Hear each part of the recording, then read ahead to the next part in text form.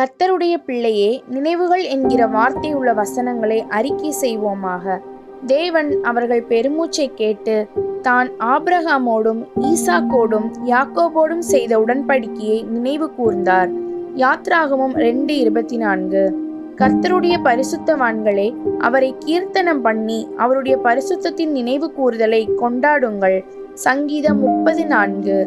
கர்த்தர் ஜாதிகளின் ஆலோசனையை விருதாவாக்கி ஜனங்களுடைய நினைவுகளை அவமாக்குகிறார். சங்கீதம் 33:10. கர்த்தருடைய ஆலோசனை நித்திய காலமாகவும் அவருடைய இருதயத்தின் நினைவுகள் தலைமுறை தலைமுறையாகவும் நிற்கும். சங்கீதம் 33:11. தேவன் தங்கள் கன்மலை என்றும் உன்னதமான தேவன் தங்கள் மீட்பர் என்றும் நினைவு கூர்ந்தார்கள். சங்கீதம் 78:35.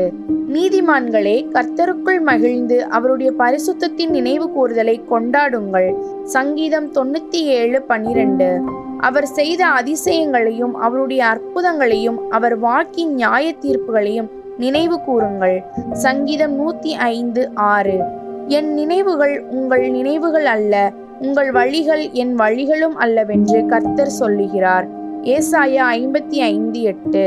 பூமியை பார்க்கிலும் வானங்கள் எப்படி உயர்ந்திருக்கிறதோ அப்படியே உங்கள் வழிகளை பார்க்கிலும் என் வழிகளும் உங்கள் நினைவுகளை பார்க்கிலும் என் நினைவுகளும் உயர்ந்திருக்கிறது. ஏசாயா 55:9.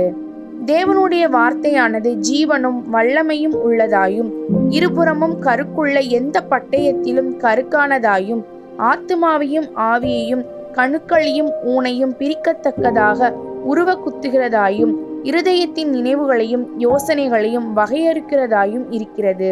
எபிரேயர் 4:12.